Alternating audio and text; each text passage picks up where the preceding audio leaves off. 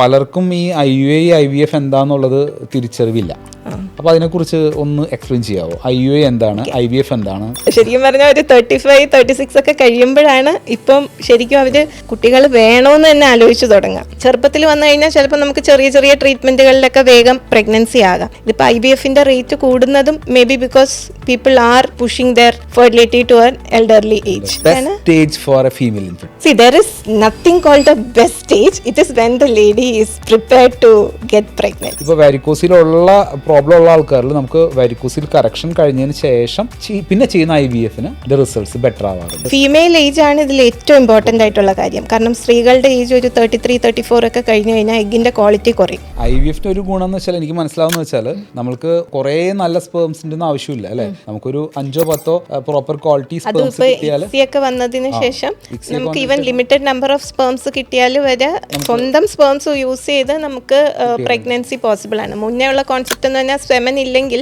നമുക്ക് ഡയറക്റ്റ് ആയിട്ട് donor sperm മാത്രമേ യൂസ് ചെയ്യാൻ പറ്റുള്ളൂ എന്നായിരുന്നു. ഇപ്പം ഇതുപോലെ ഇക്സി പിന്നെ മൈക്രോട്ടിസ ഇപ്പം ഇതുപോലെ ഇജാക്കുലേറ്റിൽ വന്നില്ല എങ്കിൽ നമുക്ക് ടെസ്റ്റിസിൽ നിന്ന് കിട്ടുന്ന സ്പേംസ് വെച്ചിട്ട് നമുക്ക് ഇക്സി ചെയ്ത് അത് വെച്ചിട്ട് പോലും പ്രഗ്നൻസി. പക്ഷേ ഇതിലെല്ലാം നമ്മൾ ഡെഫിനറ്റ് ആയിട്ട് മനസ്സിലാക്കേണ്ടത് നമ്മൾ ട്രീറ്റ്മെന്റ് വൈകിക്കരുത് എന്നാണ്. ട്രീറ്റ്മെന്റ് വൈകിക്കരുന്നുള്ളത് വളരെ ഇമ്പോർട്ടൻ്റ് ആയിട്ടുള്ള ആൾക്കാർ. പലപ്പോഴും രോഗികൾ വരുന്നതൊക്കെ ഒരു 40 കഴിഞ്ഞിട്ടാണ് വരുന്നത്. അപ്പോഴാണ് അവർ ഒരു അസിസ്റ്റന്റ് മെത്തേഡ്സിനെ കുറിച്ച് ആലോചിക്കുന്നത്. പലർക്കും ഈവൺ IUI കുറിച്ച് അറിയില്ല. കഴിഞ്ഞ ദിവസം OP-യിൽ ഒരു പേഷ്യന്റ് വന്നു, I don't have വാരിക്കോസ് selecting for that. അവർക്ക് ഇംപ്രൂവ്മെന്റ് ഇൻ സെമൻ പാരാമീറ്റേഴ്സ് ഉണ്ട്. He's at age of 40, wife is at age of 35. അപ്പോൾ ഈ സെമൻ പാരാമീറ്റേഴ്സ് ഇംപ്രൂവ് ആയിട്ടുണ്ട്. ഞാൻ പറഞ്ഞു നമുക്കിതിൽ ലോജിക്കൽ ആയിട്ടുള്ള സ്റ്റെപ്പ് എന്ന് വെച്ചാൽ നേരെ IUI ഒന്ന് ട്രൈ ചെയ്ത് നോക്കുക, അറ്റ്ലീസ്റ്റ് ഒരു 2-3 സെഷൻ. ഇറ്റ്സ് നോട്ട് ഇത്ര കോംപ്ലക്സിറ്റി ഉള്ള പ്രൊസീജിയർ ഒന്നുമല്ല IVFന്റെ പോലെ അല്ലേ. സ്പേമിന്റെ സ്പീഡൊക്കെ അളന്ന് മാറ്റി വെച്ചിട്ടുള്ള ഏറ്റവും നല്ല സ്പേംസ് സെലക്ട് ചെയ്യാനുള്ള കിറ്റുകളൊക്കെ ഇന്ന് അവൈലബിൾ ആണ് അല്ലേ.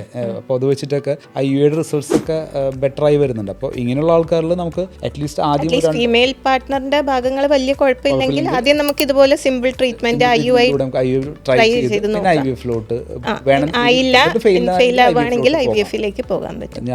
എനിക്ക് തോന്നുന്നത് പലർക്കും ഈ IUI-IVF എന്താന്നുള്ളത് തിരിച്ചറിവില്ല.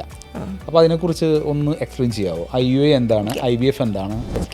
IUI എന്ന് പറഞ്ഞാൽ സാധാരണ നമുക്കൊരു റീസണബിൾ എമൗണ്ട് ഓഫ് സ്പേംസ് വേണം. കാരണം IUI-ൽ നമ്മൾ ഉദ്ദേശിക്കുന്നത് ഈ സ്പേംസിനെ എടുത്ത് വാഷ് ചെയ്ത് കോൺസെൻട്രേറ്റ് ചെയ്ത് നല്ല മോട്ടൈൽ സ്പേംസ് മാത്രം ഒരു ചെറിയ കത്തീറ്റർ വെച്ച് യൂട്രസിന്റെ ഉള്ളിലേക്ക് ഇട്ട് കൊടുക്കുന്നു. അപ്പോൾ യൂഷ്വലി നമ്മൾ ആദ്യം ഫീമെയിൽസിന് മരുന്ന് കൊടുക്കും അണ്ടങ്ങൾ കൂടുതൽ ഉണ്ടാകാൻ. എന്നിട്ട് അത് നമ്മൾ ഫോളിക്കുലർ സ്റ്റഡി വഴി മോണിറ്റർ ചെയ്യും. അണ്ടങ്ങൾ ഒരു വലിപ്പം എത്തുമ്പോൾ അത് പൊട്ടാനായിട്ട് ഇഞ്ചക്ഷൻ കൊടുക്കും. ആ പൊട്ടുന്ന സമയത്ത് വേർ ഓവുലേഷൻ ഇസ് ഹാപ്പനിങ് നമ്മൾ ഈ കോൺസെൻട്രേറ്റഡ് സ്പേംസ് യൂട്രസിന്റെ ഉള്ളിലേക്ക് ഇട്ട് കൊടുക്കുന്നു. So it is near to the area of ovulation, കുറച്ചും കൂടി അടുത്താക്കി കൊടുക്കുന്നു എന്നുള്ളത് മാത്രം. പക്ഷെ ഫെർട്ടിലൈസേഷൻ ബാക്കി കാര്യങ്ങളെല്ലാം ഉള്ളിൽ തന്നെ നടക്കണം.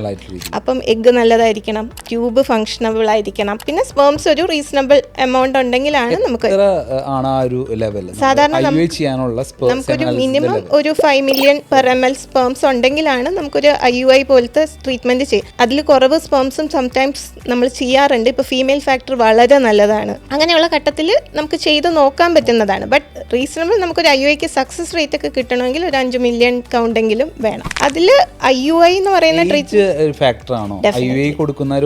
ഫീമെയിൽ ഏജ് ആണ് ഇതിൽ ഏറ്റവും ഇമ്പോർട്ടൻ്റ് ആയിട്ടുള്ള കാര്യം. കാരണം സ്ത്രീകളുടെ ഏജ് ഒരു 33-34 ഒക്കെ കഴിഞ്ഞു കഴിഞ്ഞാൽ എഗ്ഗിന്റെ ക്വാളിറ്റി കുറയും. പക്ഷേ ഇപ്പോൾ നമ്മൾ കാണുന്നത് ഈവൻ യങ്ങർ ഗേൾസിലാണെങ്കിൽ പോലും എഗ്ഗിന്റെ ക്വാളിറ്റി കുറച്ച് on the declining. May be because of എൻവയോൺമെന്റൽ ഫാക്ടേഴ്സ്, നമ്മുടെ ഡയറ്റ് എന്താണെന്നറിയില്ല. But definitely egg quality is coming down. അതുകൊണ്ടാണ് എപ്പോഴും നമ്മളൊരു വരുമ്പോൾ ഫെർട്ടിലിറ്റിക്ക് ഭയങ്കര ഇമ്പോർട്ടൻസ് കൊടുക്കുന്നത്, ഏജ് റിലേറ്റഡ് ഈ ഒരു ഡിക്ലൈൻ ഉള്ളതുകൊണ്ട്. പക്ഷെ അൺഫോർച്ചുനേറ്റ്ലി എന്താന്ന് വെച്ചാൽ ഇപ്പോൾ ആൾക്കാരെല്ലാം കുറച്ച് ലേറ്റ് ആയിട്ടാണ്. See, there is nothing called a best stage. It is when the lady is prepared to get pregnant. Fertility വെച്ചിട്ട് ചോദിക്കുകയാണെങ്കിൽ I would say less than the social factors apart. What is the best stage for a female? From a fertility concerned നോക്കുകയാണെങ്കിൽ I would say less than 25-26 is the best stage to conceive. And if you see the male fertility curve, the best stage for male fertility is 22 to 24 years. Okay. It's also quite early for our social. And recently ഇപ്പോൾ കുറേ papers വരുന്നുണ്ട്. Even paternal age is having an impact on the semen factors. അതുകൊണ്ടാണ് നമ്മളിപ്പം ഡോണറൊക്കെ ചെയ്യുമ്പോൾ means ഫീമെയിൽസിന് age കൂടി, അതുകൊണ്ട് നമുക്കിപ്പോൾ ചിലവർക്ക് ഒരു 43-44 ഒക്കെ ആകുമ്പോൾ ഇതുപോലെയാണ് സെമൻ കൂടാനായിട്ട് വെയിറ്റ് ചെയ്ത് ചെറുപ്പത്തിലെ മാരേജ് വെച്ചിരുന്നൊക്കെ ഇതിനൊക്കെ ഒരു ശാസ്ത്രം ഉണ്ടായിരുന്നു. പണ്ട് ഇപ്പൊ കല്യാണം കഴിച്ചിട്ടും കാര്യം എല്ലാവർക്കും കുട്ടികൾ വേണ്ട. ശരിക്കും പറഞ്ഞാൽ ഒരു 35-36 ഒക്കെ കഴിയുമ്പോഴാണ് ഇപ്പം ശരിക്കും അവര് കുട്ടികൾ വേണോന്ന് തന്നെ ആലോചിച്ച് തുടങ്ങുക. പിന്നെ നമ്മുടെ അടുത്തോട്ട് വരുമ്പോഴത്തേക്ക് ഏകദേശം ഒരു 37-38 ഒക്കെ ആകും. അപ്പോൾ ശരിക്കും പറഞ്ഞാൽ ഇപ്പോൾ ഒരു ഫീമെയിൽ ഏജ് കൂടുമ്പം നമുക്കും ലിമിറ്റേഷൻസ് ഭയങ്കര കുറവാണ്. ചെറുപ്പത്തിൽ വന്നു കഴിഞ്ഞാൽ ചിലപ്പോൾ നമുക്ക് ചെറിയ ചെറിയ ട്രീറ്റ്മെൻറ്റുകളിലൊക്കെ വേഗം പ്രഗ്നൻസി ആകാം. ഇതിപ്പോൾ IVF-ന്റെ റേറ്റ് കൂടുന്നതും may be because people are pushing their fertility to an elderly age. പിന്നെ ഉള്ളൊരു കാര്യം, നമ്മളിപ്പം സെമൻ നമ്മൾ പറഞ്ഞുകൊണ്ടിരുന്നത് IUI ICSI, അതിൽ നമ്മൾ വാഷ് ചെയ്ത് ഉള്ളിലിട്ടു. IUI-ൽ ICSI എന്ന് പറഞ്ഞ ട്രീറ്റ്മെൻറ്റ് അല്ലെങ്കിൽ IVF എന്ന് പറഞ്ഞാൽ നമ്മൾ ജനറലായിട്ട് എല്ലാവർക്കും മനസ്സിലാകാനായിട്ട് യൂസ് ചെയ്യുന്ന ഒരു ടേമാണ്. നമ്മൾ സ്ത്രീകളുടെ എഗ്ഗ് ഉണ്ടാക്കി, ഈ എഗ്ഗ് നമ്മൾ ഒരു ചെറിയ നീഡിൽ വെച്ച് അണ്ടർ അനസ്തീസിയ അൾട്രാസൗണ്ട് ഗൈഡൻസ് നമ്മൾ ഈ എഗ്ഗ് പുറത്തെടുക്കും. സ്പേംസ് ഹസ്ബൻഡ് തരിക. IVF ചെയ്യണമെങ്കിൽ നമുക്ക് സ്പേംസ് അത്യാവശ്യം മോട്ടിലിറ്റി ഉള്ള നല്ല കൗണ്ടുള്ള സ്പേംസ് ആയിരിക്കണം. IVF-ൽ നമ്മൾ എന്താ ചെയ്യാന്ന് പറഞ്ഞാൽ എഗ്ഗും സ്പേമും കൂടെ വെറുതെ ഒരു ഡിഷിൽ വെച്ച് കൊടുക്കും. Where sperm has to go inside the egg on its own. Fertilisation പണ്ടത്തെ ജനറേഷൻ. ഇപ്പോഴും നമ്മൾ നല്ല സ്പേംസ് ഉള്ളത് അല്ലെങ്കിൽ കുട്ടികളുള്ള ആൾക്കാർ IVF-ന് വരിക, അങ്ങനെയൊക്കെ ഉള്ളവർക്ക് ഇപ്പോഴും സ്റ്റിൽ നമ്മൾ കുറച്ച്, കാരണം every time IVF is having a better natural selection അല്ലേ. ICSI പോലത്തെ ട്രീറ്റ്മെന്റ് എന്ന് പറയുമ്പോൾ we are actually selecting the sperm, injecting in to the egg. പക്ഷെ അത് കൗണ്ട് കുറവുള്ള ആൾക്കാർ, അങ്ങനെയൊക്കെ ഉള്ളവർക്ക് നമുക്ക് IVF ചെയ്യാൻ പറ്റില്ല. ഓൾഡ് സ്റ്റൈലുള്ള IVF ചെയ്യുന്നുണ്ട്. നല്ല സ്പേംസ് ആണെങ്കിൽ സ്റ്റിൽ വി ക്യാൻ. ഇപ്പൊ സംടൈംസ് നമ്മൾ ഫീമെയിൽസിന് എഗ് ഉണ്ടാകാൻ മരുന്ന് കൊടുക്കുമ്പോൾ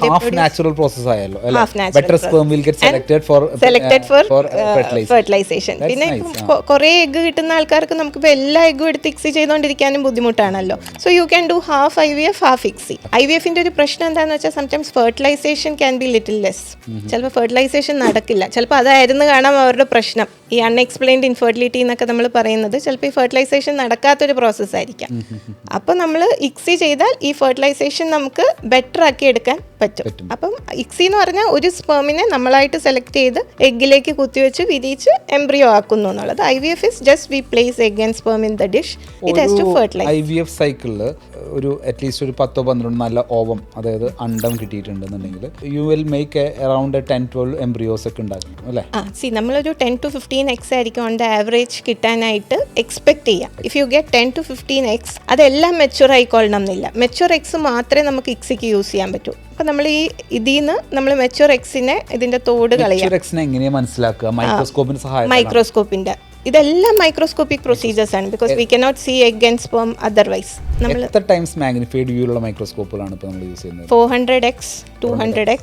നമ്മൾ കാണുന്നതിന് 400 ഇരട്ടി നമുക്ക് വലുപ്പമായിട്ടാണ്. പിന്നെ IMSI പോലത്തെ പ്രൊസീജിയേഴ്സ് ഉണ്ട് where we select the sperms, specific ടെക്നിക്സാ. അതിൽ we are using like 10,000 times magnification, where you can see സ്പേംസിന്റെ ഹെഡിലുള്ള വാക്യൂൾസ് ഒക്കെ കാണാൻ പറ്റും.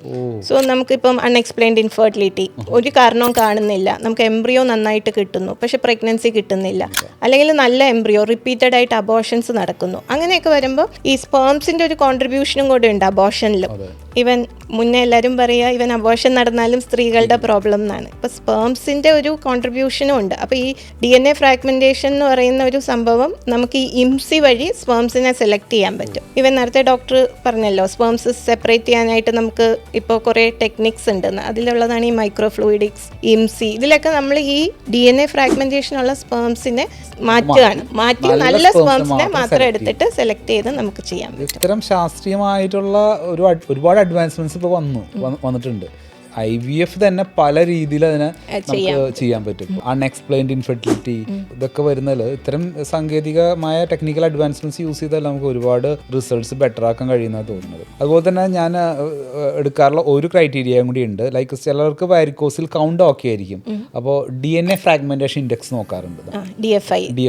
അപ്പോൾ DNA ഫ്രാഗ്മെന്റേഷൻ ഇൻഡെക്സ് നോക്കിയിട്ട് അത് മോശമാണെങ്കിലും അതും വാരിക്കോസിൽ കറക്ഷന് ഒരു ഇൻഡിക്കേഷൻ ആണ് ഇപ്പോഴത്തെ ലിറ്ററേച്ചർ. അപ്പോൾ ഈ DNA ഫ്രാഗ്മെന്റേഷൻ ഉള്ളവർക്ക് നമ്മൾ ആന്റി ഓക്സിഡൻസ് പറയാറുണ്ടല്ലോ, അത് ആന്റി ഓക്സിഡൻസ് കൊടുക്കാം. പക്ഷെ ഇത് ഒരു നല്ല വാരിക്കോസിലുള്ള രോഗിയാണ്. പക്ഷെ സെമൻ അനാലിസിസ് നോക്കുമ്പോൾ വലിയ അബ്നോർമാലിറ്റി കാണുന്നില്ല. പക്ഷെ DNA ഫ്രാഗ്മെന്റേഷൻ ഇൻഡെക്സ് മോശമാണ്. Plus they have a proven infertility. ഫീമെയിലിന് യാതൊരു പ്രോബ്ലം ഇല്ല. നല്ല വാരിക്കോസ് കാണുന്നുള്ള വാരിക്കോസിലെക്ടമി കറക്റ്റ് ചെയ്യാനുള്ള ഒരു ഇൻഡിക്കേഷൻ ആണ്. ഇപ്പോഴത്തെ പുതിയ റെക്കമെൻഡേഷൻ പ്രകാരം we could opt for a varicocele correction. അത്തരം കേസുകളിലും വാരിക്കോസിൽ കറക്ഷൻ ചെയ്യാം. പിന്നെ ഒരുപാട് കേസുകളിൽ ചിലപ്പോൾ IVF ചെയ്ത് ഫെയിൽഡ് ആയിട്ടുണ്ട്. എന്നിട്ട് ഫസ്റ്റ് IVF ചെയ്ത് ഫെയിൽഡ് ആയി. പിന്നെ അവർ മാനസികമായിട്ട് വളരെ തളർന്നിട്ടാണ് വരിക. അപ്പോൾ ചിലപ്പോൾ കാണുമ്പോൾ മെയിൽ ഫാക്ടർ പ്രോപ്പറായി നോക്കിയിട്ടുണ്ടാവില്ല, വാരിക്കോസിൽ നിന്നുള്ള പ്രോബ്ലം നോക്കിയിട്ടുണ്ടാവില്ല പലപ്പോഴും. അപ്പോൾ വാരിക്കോസിൽ നിന്നുള്ള പ്രോബ്ലം നോക്കി അതിനെ കറക്റ്റ് ചെയ്താൽ ചിലപ്പോൾ അവർക്ക് നോർമൽ പ്രഗ്നൻസി ഉണ്ടായിട്ടുണ്ട്. എൻ്റെ അനുഭവത്തിൽ ഒരുപാട് രോഗികൾക്ക് അങ്ങനെ ഉണ്ടായിട്ടുണ്ട്.